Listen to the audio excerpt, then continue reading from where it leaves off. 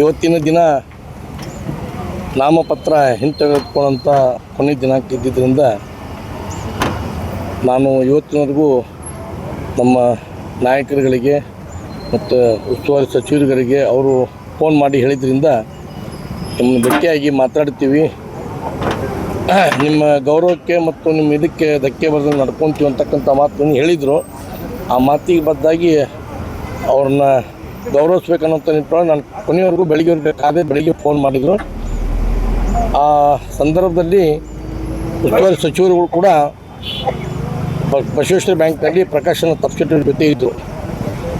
ಆವಾಗ ನನ್ನ ಗೆಳೆಯ ಚಂದ್ರಶೇಖರ್ ರಾಠೋಡ್ ಅವರು, ರಾಕುಂಪಿ ಅವರು, ನನ್ನ ಸೋದರ ವೆಂಕಟಾಚಲಪತಿ, ರಫೀಕ್ ಅವರೆಲ್ಲ, ಬಸವರಾಜ್ ಕೋತಿನ್ ಎಲ್ಲರೂ ಬಂದು ಇಲ್ಲ ಅಲ್ಲೇ ಇದ್ದಾರೆ, ಭೇಟಿಯಾಗೋನು ಕರ್ಕೊಂಬ ಅಂತಾರೆ ಬರ್ರಿ ಅಂಥೇಳಿ ಅವ್ರ ಕರೆಗೆ ಹೋಗಿ ಅವ್ರ ಜೊತೆ ಮಾತಾಡಿದೆ. ಸಚಿವರು ಹೇಳಿದರು, ಏನಪ್ಪ ನೀನು ಪಕ್ಷದ ಕಾರ್ಯಕರ್ತ, ನೀನು ಸೀನಿಯರ್ ಇದ್ದಿ, ನಿನಗೇನು ಅಸಮಾಧಾನ ನೋವಾಗ್ಯದ, ನಾವಿದ್ದೀವಿ ನಿನ್ನ ಜೊತೆ, ನೀನು ನೋವು ಮಾಡ್ಕೋಬೇಡ, ಅದಕ್ಕೆ ಎಲ್ಲನೂ ಸರಿಪಡಿಸುವಂಥದ್ದು ಅವಕಾಶ ಐತಿ, ಮಾಡೋದು ಮುಂದಿನ ದಿನಮಾನದಾಗ ಅಂತ ಹೇಳಿದರು. ಸಮಯ ಮತ್ತು ವಯಸ್ಸು ಹೋದ್ಮೇಲೆ ಏನು ಕೊಟ್ಟರು ಅವಾಗ ಅದರದ್ದು ಮಹತ್ವ ಇರೋಣ ಸಾಹೇಬ್ರ.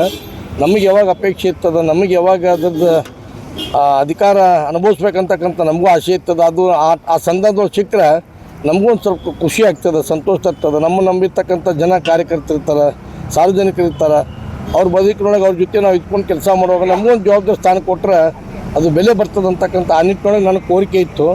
ಆ ವಿಚಾರದೊಳಗೆ ನಾನು ಚಂದ್ರಶೇಖರ್ ರಾಠೋಡ್ ಕೂಡ ಕಳೆದ 33 ವರ್ಷದಿಂದ ದುಡಿತಾ ಬಂದಿದ್ದೀವಿ. ನಮ್ಮನ್ನು ಪರಿಗಣಿಸಿ, ನಮ್ಮನ್ನು ಗುರುತಿಸ್ರಿ, ನಾವೇನು ನಿಮಗೆ ಏನು ಬೇರೆ ಏನು ಕೇಳ್ತಾ ಇಲ್ಲ, ನಮಗೇನು ಹಣ ಬೇಡ, ಏನು ಬೇಡ, ಪಕ್ಷದ ಸರ್ಕಾರ ಮತ್ತು ಶಾಸಕರನ್ನ ಆಯ್ಕೆ ಮಾಡಿದ್ರು ನಮ್ಮದು ಭಾಳ ಪ್ರಮುಖ ಪಾತ್ರ ಇರ್ತದೆ.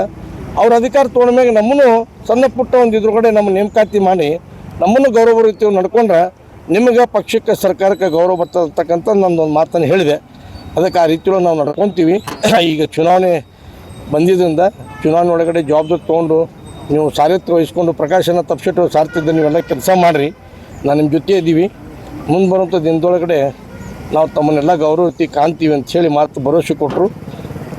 ಅಲ್ಲಾಬ ಚೌಕ್ನಲ್ಲಿ ಅಲ್ಲಿ ಕರ್ಕೊಂಬಂದು ಎಲ್ಲ ನಮ್ಮೆಲ್ಲ ಹಿತೈಷಿಗಳು, ಗೆಳೆಯರು, ಆಪ್ತರು, ವ್ಯಾಪಾರಸ್ಥರು, ಮಹಿಳೆಯರು, ಯುವಕರೆಲ್ಲ ಭಾಳಷ್ಟು ಜನ ಸೇರಿದರು, ಸುಮಾರು 400-500 ಜನ.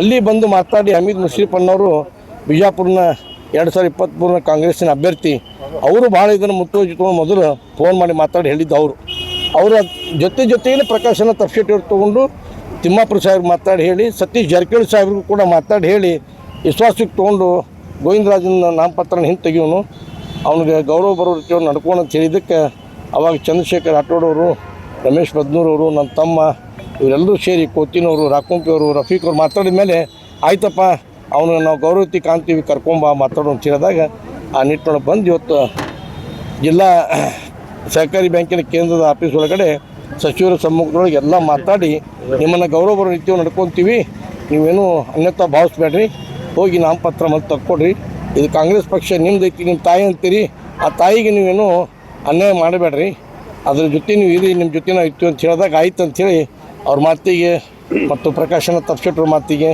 ಮತ್ತು ಹಮೀದ್ ಭಾಯ್ ಮುಷರಫ್ ಅವ್ರಿಗೆ, ನನ್ನ ಗೆಳೆಯ ಚಂದ್ರಶೇಖರ್ ರಾಠೋಡ್ ಅವರಿಗೆ, ನನ್ನ ಸೋದರಿಗೆ, ಎಲ್ಲ ಗೆಳೆಯರಿಗೆ ಅವ್ರ ಒಪ್ಪಿಗೆ ತೊಗೊಂಡು ಆಯ್ತು ಸಾಹೇಬ್ ತಾವು ಹೆಂಗೆ ಹೇಳ್ತೀವಿ ತಮ್ಮ ಅನತಿ ಅಂತ ನಡೀತೀನಿ, ನಾ ಪಕ್ಷದೊಳಗೆ ಮುಂದುವರಿತೀನಿ ಅಂಥೇಳಿ ಅವ್ರು ಮಾತು ಕೊಟ್ಟು ಬಂದು ನಾನಿವತ್ತು ತಹಶೀಲ್ದಾರ್ ಎ ಸಿ ಆಫೀಸ್ ಹೊರಗಡೆ ನಾನು ಏನು ಇವತ್ತು ನಾಮಪತ್ರ ಸಲ್ಲಿಸಿದ್ದೆ ಮೊನ್ನೆ, ಅದನ್ನು ಹಿಂಪಡ್ಕೊಂಡು ಬಂದಿದ್ದೀನಿ.